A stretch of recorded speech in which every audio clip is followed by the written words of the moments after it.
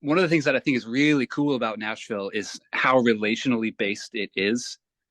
And it's not a place where it's like, oh, you do this thing, so like I can get this from you, which I feel like other areas are a little bit more transactional like that. Hmm. Nashville is like, are we going to be friends? If not, that I don't know if this can work. Which I think is really cool. So it took a little bit to figure that out of like how do you network in a city where it's like you could be a killer drummer, but if no one wants to be around you, or if it's like a situation like that, then it's just not going to work out. Hi, I'm Tom Sawada from Drummer to the Bone, and today I'm joined by Jon Truman. Jon is a session drummer and producer based in Nashville, Tennessee. He has played with artists such as Matt Gosiol, Marc Scibilia, Stephen Day, Reed Kennedy, Carly Pearce, GAYLE, David Ryan Harris, and Judah and the Lion. Jon is a full-time drummer, busy both in the studio and on tour. Jon, thank you so much for taking the time. Thanks for having me. Great, man. Thank you so much. So, first question. So you moved to Nashville back in 2016, I guess to become a full-time drummer in one of the great cities for musicians in the world, basically. And before that, you used to live in Maine, correct? Yeah. So how would you say was number one, your adaptation from Maine to Nashville? And follow up to that will be, what are the keys, or what will any musician moving to Nashville, what do they have to know? What are the keys to making it as a drummer in Nashville? Yeah. So I moved. So I had a band in Maine. Um, in 2012 is when we started, and we recorded our first album in Nashville. Um, so I grew up playing like these church gigs, Yeah. and the guy from Nashville would do these like regional tours, and he would pick up a band in the area that he was touring in, and they would be his backing band at these churches. Okay. Um, so he ended up hiring my band as his backing band. Um, and we eventually started showing him our songs, and he's like, "Man, I really like these. Do you want to come to Nashville and record an album?" We're like, "Yeah, we would love to." So Of we did course. that. And he was trying to get us to move to Nashville. Okay. After that album, and so that was like my first taste of the city, and like there was so much music. It's where the one of the industry cities for music. I was like, man, Yeah. this would be a cool place to live. So yeah, we did the album, toured a little bit, made a second album, and we never ended up moving to Nashville, but it kind of put it in my mind like, oh, Nashville was cool. So my band eventually broke up. And I Mhm. was 24 at that time. And when I was in that transitional period, I was like, okay, Yeah. I'm in Maine, it's where I grew up, but I got to get somewhere where like music is the thing. So that meant Nashville, LA, New York. So Yeah. It's that. I'd been Yeah. to New York a few times. I like the city. I don't know. I was like, I don't know if I could live here. Yes. LA's so far. Never been there before. And I was like, man, maybe I can like maybe Nashville's it. So I reached out to our producer, like, can I like sleep on your couch for a month and just see if this is a cool place to live? He's like, yeah. So I stayed with him and his family, and in exchange for room and board, I took care of his kids, and I got to like explore Nashville. Met some friends, and I was like, all right, I think this is where I want to be. So yeah, officially moved in January of 2016. Um, yeah, so that's kind of the progression to the city, and then yeah, your second part of the question, Yeah. The keys to making it as a drummer, because I think, you moved there. Okay, great. You're couch surfing. yeah, But then you have to make a name for yourself. totally. Get gigs, get networks and Right. people. So how's that process start from, I assume, scratch, or Yeah. basically a little bit or maybe nothing? Yep. So yeah, one of the things that I think is really cool about Nashville is how relationally based it is. And it's not a place where it's like, oh, you do this thing, so like I can get this from you, which I feel like other areas are a little bit more transactional like that. Hmm. Nashville is like, are we going to be friends? If not, that I don't know if this can work. Which I think is really cool. So it took a little bit to figure that out of like how do you network in a city where it's like you could be a killer drummer, but if no one wants to be around you, or if it's like a situation like that, then it's just not going to work out. So um, people just want to like know you're going to be around. You're a good person. Um, so yeah, it took a little bit to figure that out, and then started making friends. The first band that I started touring with in Nashville, it's called the New Schematics. I met the bassist and the lead singer at a house party, like a video release, like a music video release party. Okay. Somebody else that I was like kind of friends with. So I knew two people. One of the people invited me to this party, and then I met this bassist and lead singer of this band. And my first like year and a half of living in Nashville was with this group that I just met randomly. I almost didn't even go to the party. Of course. I was like, I'm a little bit tired. I could just stay home and watch some TV. I was like, you know what, I should go out. I just moved here. I need to like. Usually best things I happen meet when you people. go, Yeah, yeah, well, maybe, and then yeah. happens. You just got to meet people. That's really the secret is meet as many people as you can. Be friendly. Be outgoing. And I will assume that that runs or that goes for musicians as well as producers, because in the end is who gets or who decides who gets the gig, right? Is it the band leader? Is it the producer? So you Yeah, really have to have a network of other musicians, producers, etc. And then is it about showcasing your art as well? I mean, finding places where you can actually go and play and show yourself and show totally. what you're capable of. Yeah, yeah. Yeah, I mean, you got to go where the musicians are. You got to go where the artists are, and it kind of depends on what you want to do. Okay. Um, you know, what's your mission? So I actually wanted to move to Nashville to get more into like recording music, Right. playing on albums, making records. That was like my main reason I moved here. Um, so I got offered to play some gigs like on Broadway, which is kind of like the touristy spot where like all the Yeah. bars are. It's just like full on music all the time. But it's a lot of covers. Yeah. I want to at least do original music, whether I'm touring or recording. So I turned down a lot of those kinds of gigs. So Which yeah, is hard, right? Because I mean, yeah, having been in Nashville quite a few times, one of the things for me was mind blowing was that yeah, you go every single bar, every single corner is like a live band playing totally covers and everything. And it's a gig, it's a job. impressive, And if instead of waiting tables, maybe playing drums, it's like, totally. Yeah, yeah, so yeah. It's like I could work a 9 to 5 to make ends meet, or I could just play the drums, which I love doing. right. So was it hard to make that decision of saying, well, I just want to do original music, and because you have, I don't know, but I suppose that you have all these other side of it, or all these options of playing every night, getting, I don't know if it's decent money or not, but at least it's an income that you can actually supplement it with other things.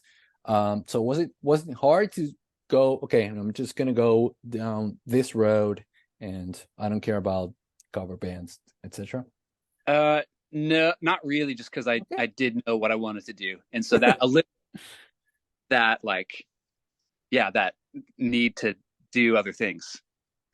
If Sometimes you're just knowing what, blowing in the wind, which I have a little bit within even what I do want to do. I used to like blow around a little bit, but in terms of that side of things, I was like pretty determined. Like, I do know generally the direction I want to go, and right.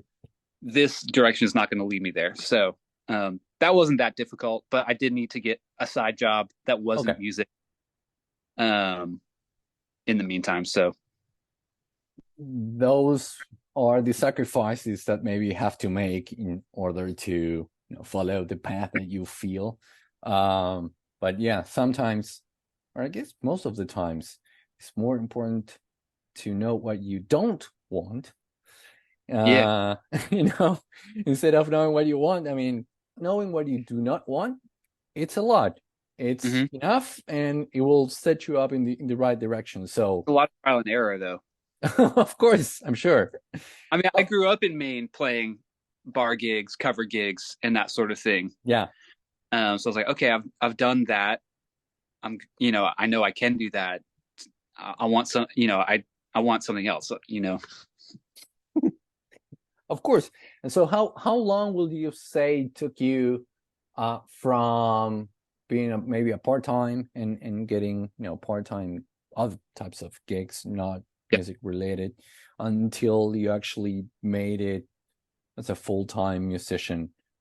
I mean, from 2016, would you say how many, I don't know, years? So I started doing gigs and starting to get into circles that I was like more interested in, probably about 4 years after I moved.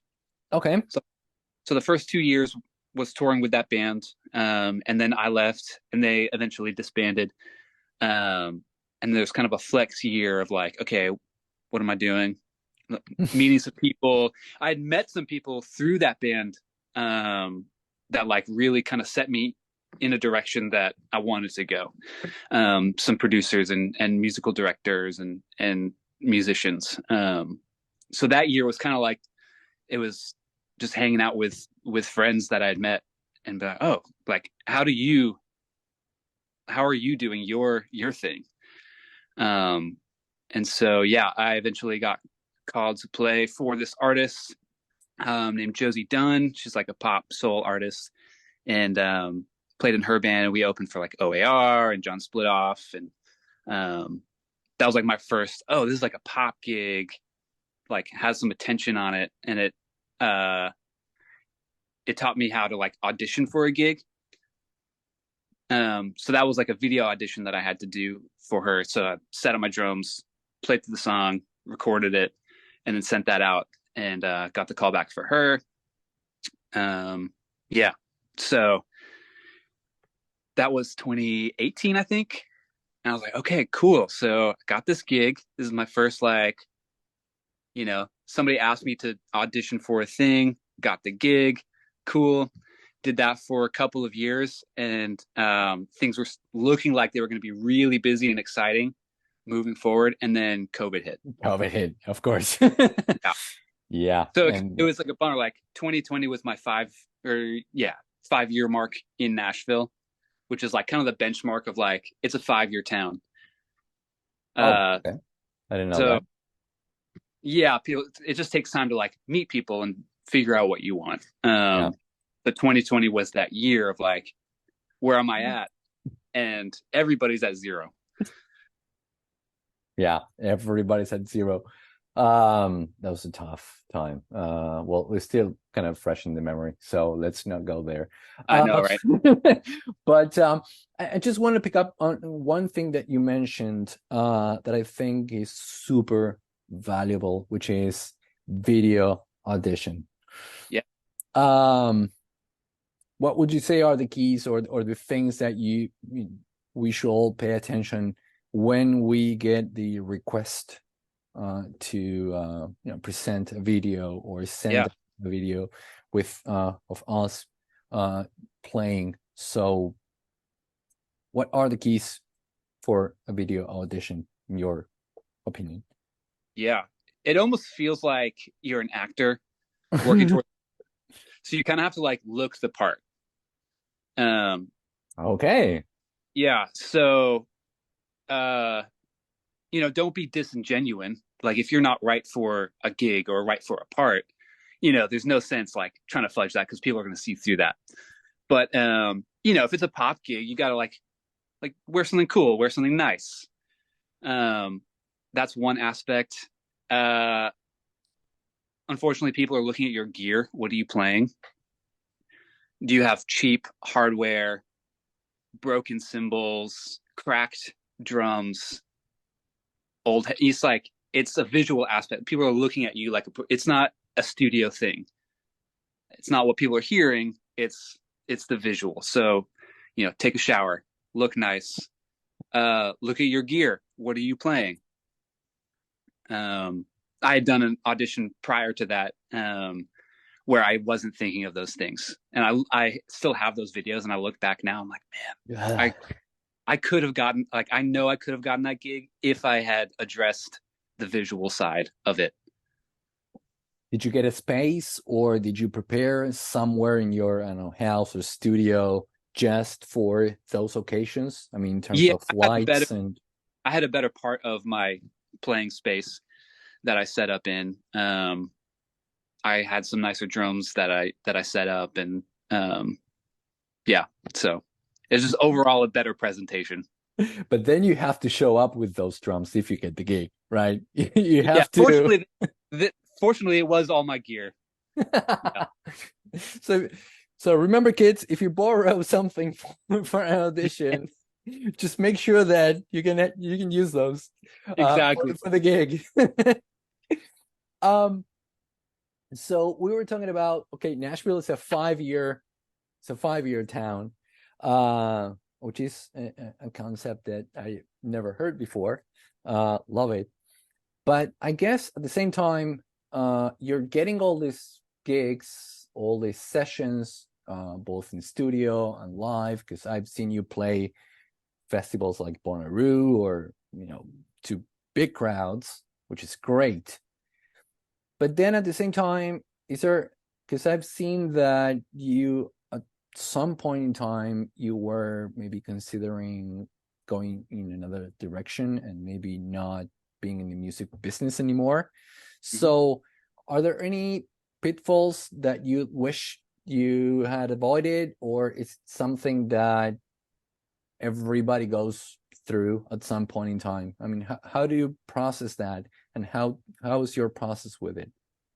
Yeah. Well, I kind of got to that point through a series of situations that happened post COVID. Mm. So things were opening back up. You go, well, what's important? What do I want to do? And so when things opened back up, I got offered sort of like the old things that I was doing. I was like, okay, cool. Yeah, I would love. I haven't toured in like 2 years, so I would love to get out on the road. And once I got out on the road and in the middle of it, I was like, I don't know if I love this. Like the music's great, everyone's awesome, gigs are fun, but there's something like that I'm not loving. So that was one aspect. I had auditioned, or no, I had a gig with another artist, and they decided to change the band up. So I lost a gig that was going to be really great, and then just a couple of other little things that happened. I'm like, I have the joy that I've had as a kid for playing music. Like I don't have that. So if the music industry is going to make me feel like that, like bad, do I want to do it as a career? So I got to that point a year and a half ago, and I had to do some soul searching. Like, what am I trying to do? Like, what's important?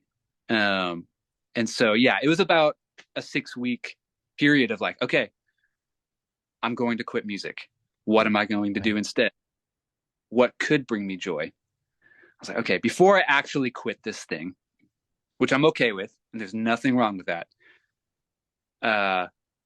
What went wrong? And so I had no gigs at that point. No one was calling me for stuff. And so like, okay, this is a perfect time to play music, to play the drums for me. Not trying to get a gig, not trying to look cool. Do I enjoy doing this? So I spent those 2 months just exploring that just within myself. And I was like, okay, I do love doing this. It's just my efforts were going in the wrong place. Okay. So I was trying to push a boulder in the wrong direction, and I was getting a lot of resistance. And as soon as I let that go, I felt just this like ease. I'm like, oh, this is where I was supposed to go. This is where I actually want to go. So yeah. Would you say that was the point that I got to where I was like, I almost quit, but would you say that because the boulder analogy, I think it translates to so many other areas of life or work, because it happens to me all the time. Would you say that boulder that you were trying to push was trying to fit into something, or was it trying to comply with some sort of image or thing that you should do in contrast with, okay, letting go, just being yourself, and that was what worked out for you? Or, I mean, when you say that boulder, what do you feel was that boulder that you were trying to push? I think just with social media, there's this like, okay, to look cool, to have a certain like stature of gig or place in whatever world you're in. And I was trying to be like, get gigs that were a certain thing, which is, that's great. You should always like be striving for excellence and doing cool stuff. But like, it was very ego driven. And I was like, I gotta get this thing, for these like hollow, self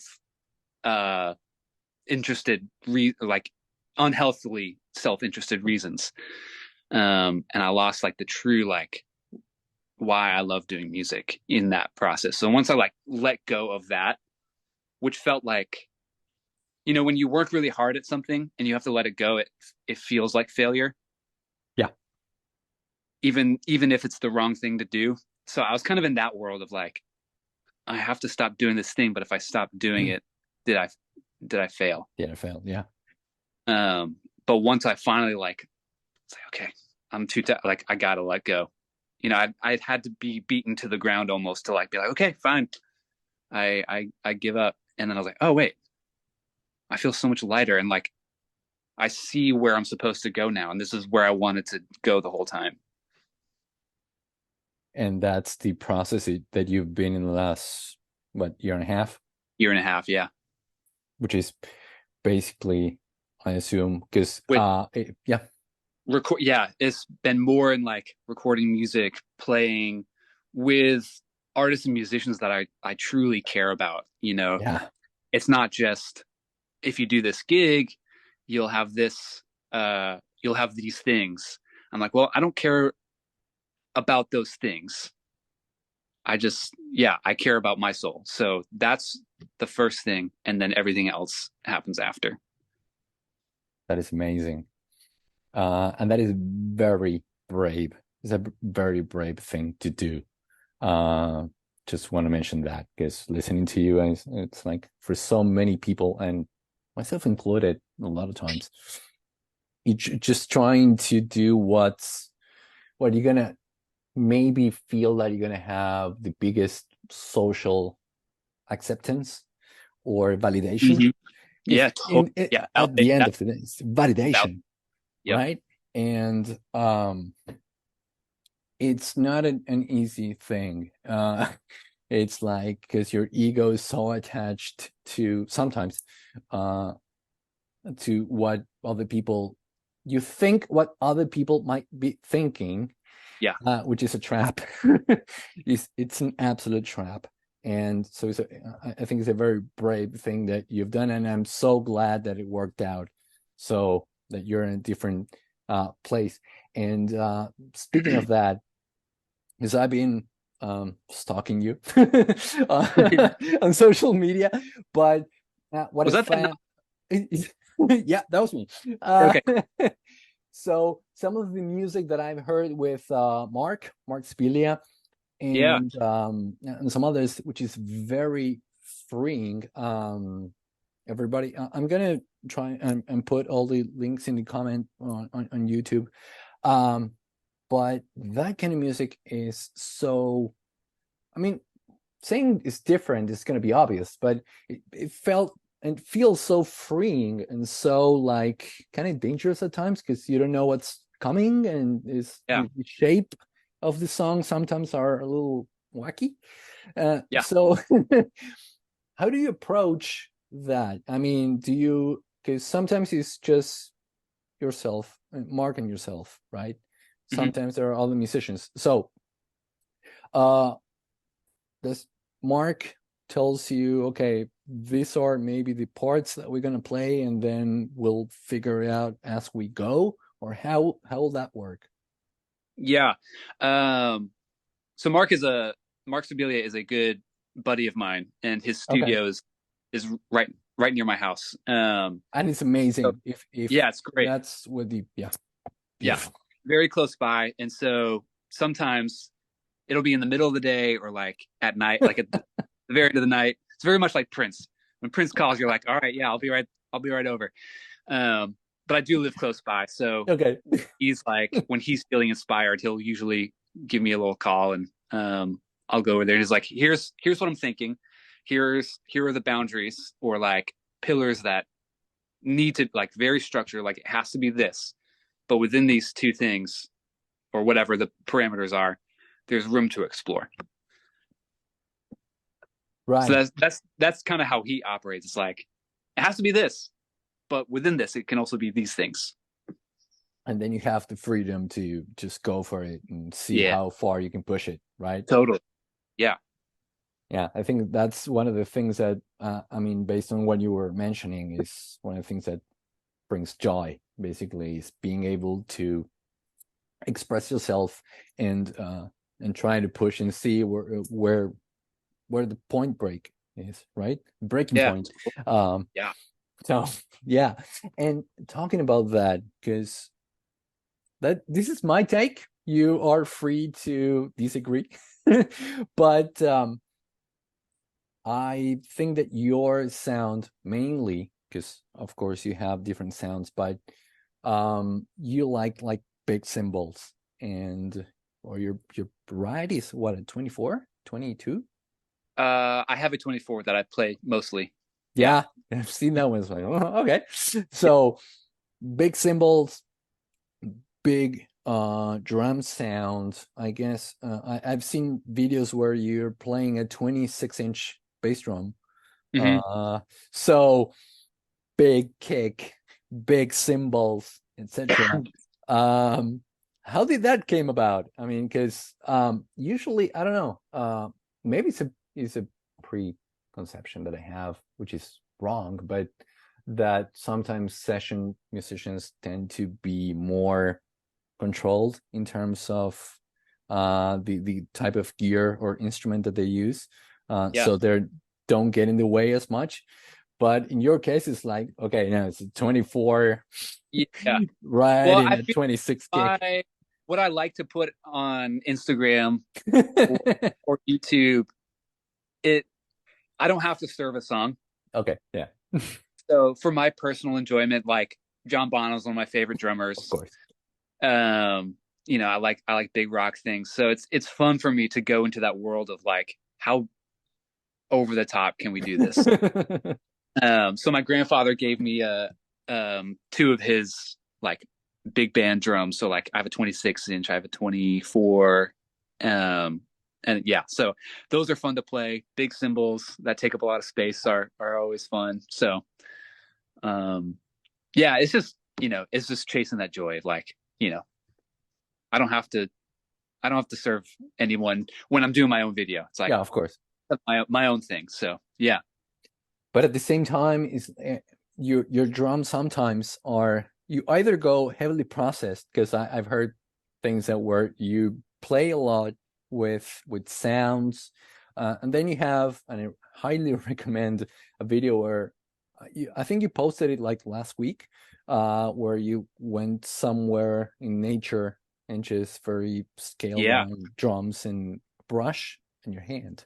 Hmm. So that was super cool. So on the other side, so um, do you have like a go-to mic setup in the studio, or uh, what's, if you're gonna sit down and record something, do you have something that you go, okay, this is gonna be the basics of my mic setup, and maybe preamps or any other kind of gear, from where you take it from? I don't know if you get, I don't know if I'm explaining myself. It's like Yeah. basic. Yeah, Yeah. How do I get the sound that I'm trying to get? yeah. Yeah. So part of that is my dad is a sound technician. Okay. So I grew up, he had a home studio when I was a kid. Um, and so I kind of grew up in that world of sonic. He never taught me how to use it specifically, but he always had it open for me to use. And so me and my old band, we would go in there and I'd be like, "Hey dad, can you record us?" And he's like, "No, you can do it." I was like, "Really?" He's like, "Yeah." I'm like, "Okay. How do I do that?" He's like, he showed me the basics of like, here's how you Okay. plug this in. This mic is going to need phantom power. Don't send phantom power to this mic. So like, here's how not to break things. But after that, it was like he kind of left it up to me to figure out. And he's like, if you run into any issues, ask me. But besides that, it's up to you. So no formal training, but like this like curiosity. So that's my background. And then once I figured out the basics of like, this is the mic position for a kick. Okay, cool. So that works. But what if I move it here? So I'm always like asking questions of like, what if this happens? Um, so to get back to your actual question, I know um, what things work most of the time, like putting your overheads spaced evenly over your snare Okay. and a kick being in a certain place is going to give you the basic sound of the drums. So I do those things first, like make sure the fundamentals are good, and then I always make sure that I leave room for that like chaos or like what could happen if. So it's like yin and yang. Like you need the like foundational thing to be good and Right. like be like solid, but then you need this other side that's like, I don't know what's gonna happen, but this could be sick. So it's gonna be evenly spaced overheads, um, kick mic, and then snare and hat, or do you I actually so take for those my from? Yes. Okay. So more broken down. I do stereo overheads, snare top and bottom, kick in, kick out, tom one, tom two, and then outside of that is where I add in what I think either based on the video I want to put out or based on what the client or artist is asking me to do needs. So it's like I want if the artist is like I want really tight dry drums. I'm like, okay, cool. I'll probably just have the overheads kick and snare. Maybe toms, maybe not. And like bring the overheads really close. If they want a more roomy sound, then obviously I'll add, do they want a big wide room? Do they just want the feel of a room? It depends on how many mics I put up. Um, do they want a really big sound? And then, I'll set up in a different place in my house of like, like my kitchen. If I'm Bathroom, doing yeah, remote sessions. So yeah. If I'm working with a producer, then they take care of that side of of course. things. But yeah, at my house, that's generally those are the rules. Great. Okay, so I don't want to take too much of your time. So if you don't mind, I have two more questions. Sure. So number one will be, what is the skill that has helped you more in the studio, and why? Oh, good question. I think really digging into what the artist or the producer actually wants, like asking questions. Okay. I used to be afraid of asking questions because I thought it would make me look uh like stupid or clueless. But I've realized that you need to ask questions because sometimes people will say a thing and it's not what they meant. Right. So if you ask, you know, more detail, like what are you feeling? What actually where were you when you thought about this? If you're talking to the artist, asking the producer what their favorite records are, you know, just trying to like figure out big picture what's going on. That kind of will help you navigate the song or what they're asking you to do a little bit better. How about sight reading? Do you sight read, or is it a requirement in your experience in Yeah, Nashville? being able to write some basic notation is definitely helpful. Yeah. I think it depends on your level of like how much how are you able to memorize Yeah. things. Like my memory is not that great, so I kind of rely on the ability to like chart something out and be like, oh yeah, that's right. But I'm not like meticulous. Like not every little thing needs to be written out. And I think if I was in a situation where they gave me like 3 pages of the song, they're like, we want you to play exactly what's written. I don't know if I could. I don't know if I could do that. But I don't.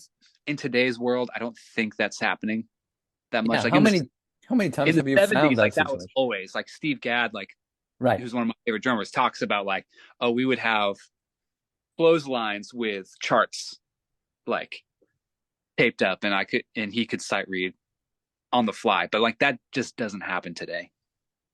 Yeah, that's one of those stories, like the famous Vinnie Colaiuta audition for Frank Zappa, that Yeah, he sat down and it was like, I don't know, it was 9, whatever. And he started playing 1 minute, 2 minutes, 3 minutes, and they take the sheet out and it's like, okay, go to the back room. You're in the band. But so in your experience, maybe those things don't happen that often anymore, especially in Nashville, yeah. correct? In my experience, it's mostly been a producer going, "Here's the groove that I programmed. Can you play this?" Right. Okay. Try to Yeah, be in that headspace. yeah. Beautiful. So, Jon, I want to thank you so much. And my last question is, how can people find you? And maybe to get you gigs. I mean, I don't know if you're open. I assume you are for recordings and touring. Yep. So what is your preferred method of contact, and how can people get a hold of I you? have a website, jtrudawg.com. I think there's a place where you can send a message, and I'll go to my email through there. Always Instagram, you can send me a message. So yeah, Instagram, YouTube.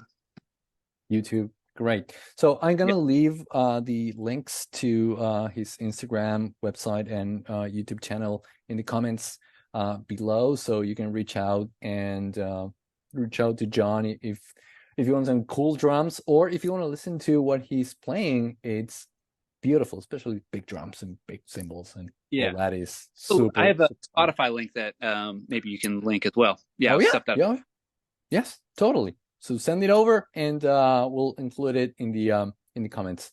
So, Jon, I don't want to take too much of your time. This has been super valuable. I mean, the things that we've talked about finding your true self, and battling through egos and and stuff like that's one of the great things about talking with drummers like yourself, who are like talking the talk and doing the actual thing. So I cannot thank you enough for your time. Thank you so much. Dude, thank you so much. Thanks, everybody.